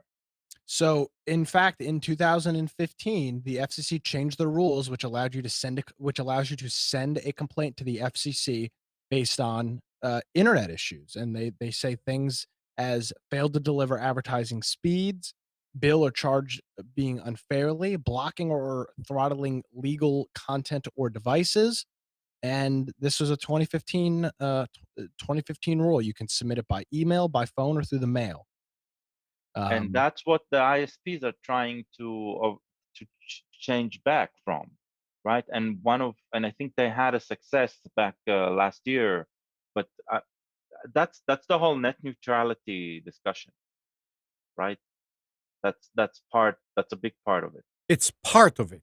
Yeah, yeah. It's not all of it, of course. Yeah, part of it also is that the internet's not gonna exist with net neutrality. That's also part of the argument. Mm.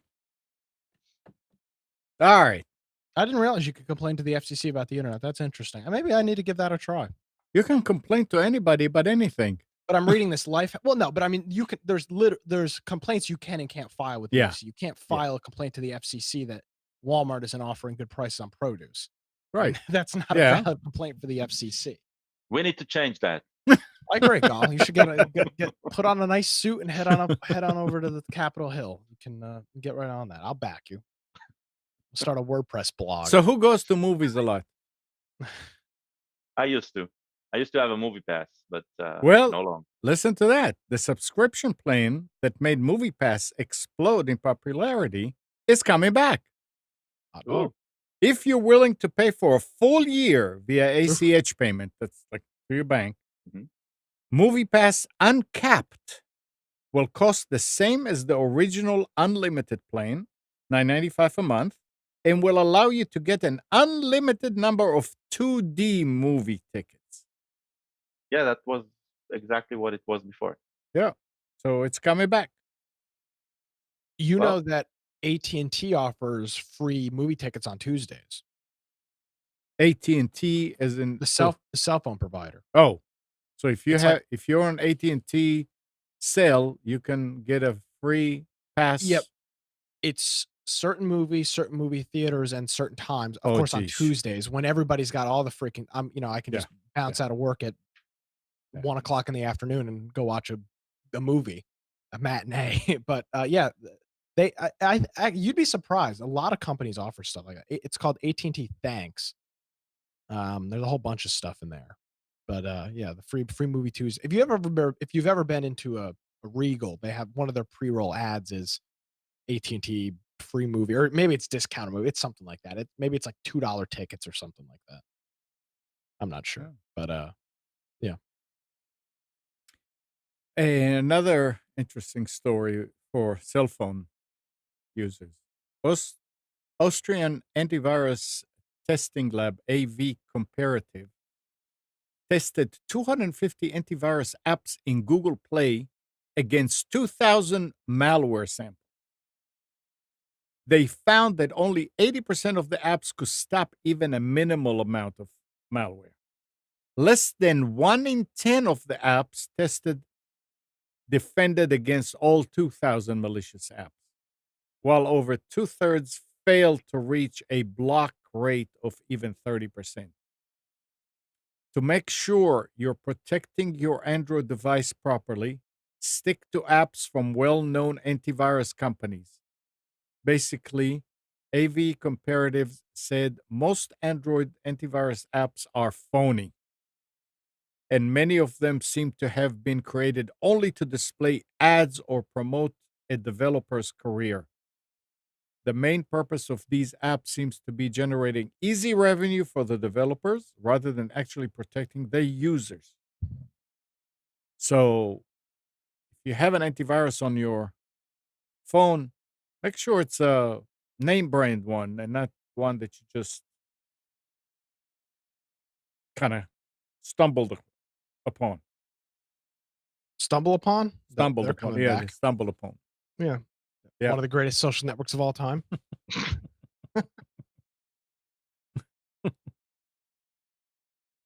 And listen to this. We're talking about YouTube. More than 100 police officers were deployed to break up a mass. What's that? I don't know.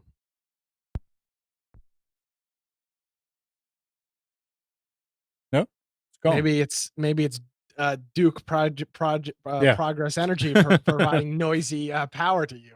More than 100 police officers were deployed to break up a mass brawl reportedly organized by two rival YouTube stars in Berlin.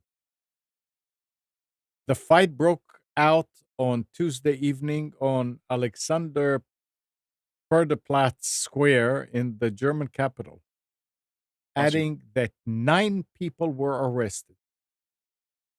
More than 400 people had gathered after two social media influencers reportedly urged their fans to join a face-off. As tension escalated, a large melee involving about 50 people erupted. Officers used pepper spray and tear gas after attempts to disperse the crowds with loudspeakers failed. As police intervened, clashes spilled over to a nearby subway where rocks picked up from railway lines were reportedly thrown. The YouTubers who reportedly started this mess are named that that is Bekir, that's Bekir and Bahar Al Amud. These are Subscribe both to both of PewDiePie. both of them are Arab names. Both. Nick, you're doing this. Thank you. No, I'm not. Really? That's on your end. I hear it coming through you. Well, I don't know. Why would I be? I mean, do you think I'm that? Do you think I'm that mean that I'd sit here and be You're screwing mean. around with your audience? I'm You're not mean. You YouTube generation with your YouTube. Shut up, Gal. Let's go. Let's round up the troops and fight it out in the streets of I Yeah, agree. right. Subscribe to PewDiePie. Yeah. I'm going to come to your house and kick your ass. Yeah. That's So- the reality. So that's interesting, and they said that they're not. They're both saying that they were at fault for the brawl in social media posts. If that was here, I think somebody would have gotten on them, right? That is weird. Yeah. Anyway, You. Now we know. Oh, that's me. Sorry. is it? No.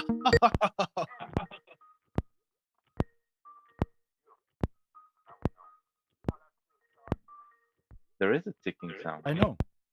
What is going? Somebody hung up. Somebody in Raleigh. No, I was trying to figure out where which channel it's coming from. Well, We can do that off the air. I'm gonna play Mike for a second. Don't touch those dials. Yes. All right. Anything else? No, sir. It's this Not time mine. of day. hmm by the way, the movie pass. Yeah. Looks like what they are doing is they're going to try to price it at $20 a month, and they are promoting this by selling it at 50% off at $10 a month, which was the old price. So they're trying just to create Oh, some so sort of publicity around it, that it's back, and then it's going to cost $20. interesting. So yeah, I can tell you, I used it for a year. I actually paid less than $10 a month. I bought it for $100 for a year in advance, and we got to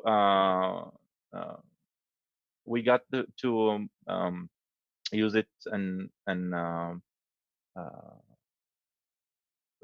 make use of it for enough movies, but we didn't see like a lot of extra.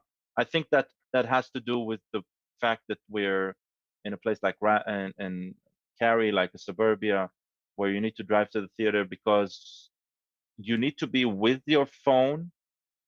Each card that you buy, it's a credit card that you pay, like a debit card that you pay to the theater with, and Mhm. they get the money from movie pass.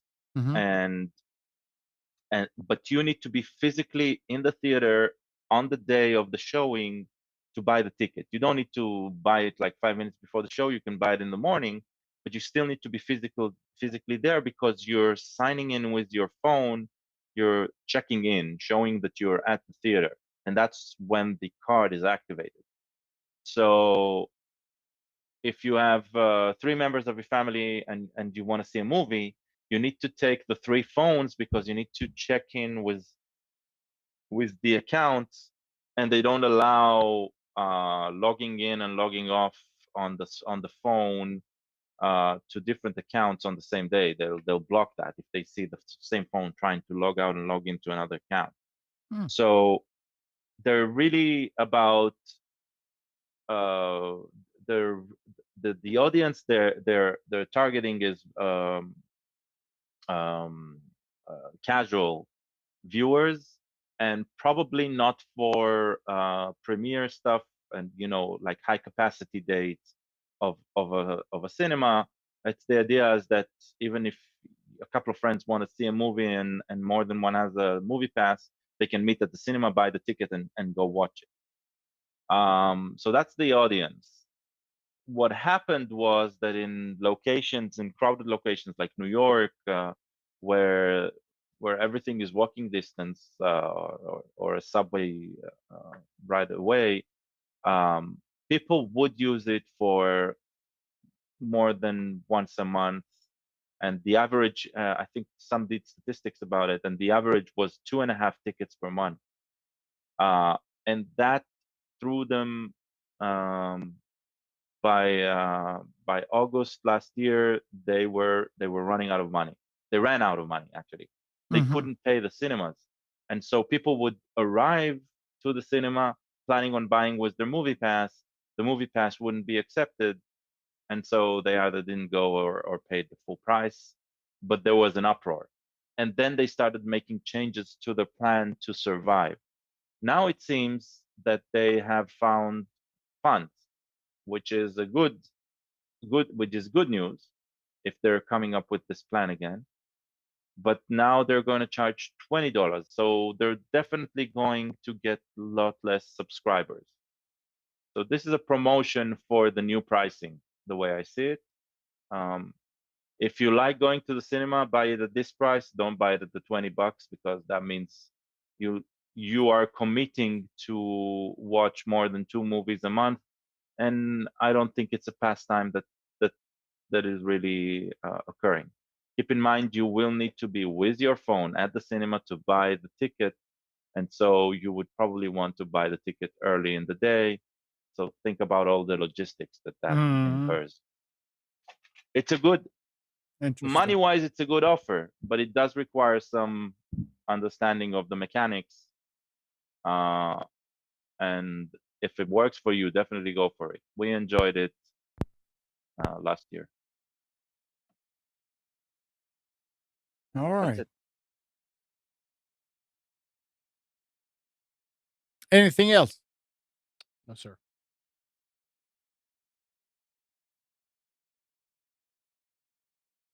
Okay. No. Well, thanks, Kyle. Thanks, Ron. Nick. It's Jeez. fun. It's fun. Thanks, Nick. It's fun. And He's good so morning. far away from you. The what? He's just so far away from you. You Yeah. wanted him to be on the next side of the table. Good morning, Kathy, Hannah, Nabil, Mac, Norm, Katie, and Donna. Thanks, everybody, for tuning to Computers 2K Now. We hope you enjoyed and maybe learned something from our time together. Remember to practice safe computing, back up your hard drive, and update your virus scanner. We'll be back here next Sunday at 9, but you can always reach us at computers2know.com. Tonight at 7, Nick Craig hosts Against the Norm. Right, Nick? Oh, yes. Oh, yeah. And at 9, Mike Phillips hosts the Crypto Culture Show, both on Wilmington's Big Talker, 106.7 FM. You can listen on TuneIn, and the link to TuneIn is on the links in the left nav bar. See you next week, everybody.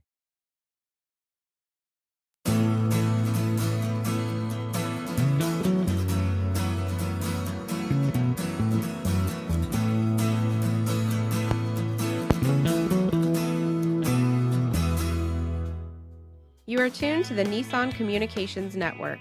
If you tuned in too late, you can always watch each program in its entirety or download an MP3 audio file of it in the archives section at nissancommunications.com. Don't forget to subscribe to our YouTube channel, follow us on Twitter, and like us on Facebook. Sponsored by Telestream's Wirecast software, StreamingGear.com, Carolina Apparel, and DeltaForce.net.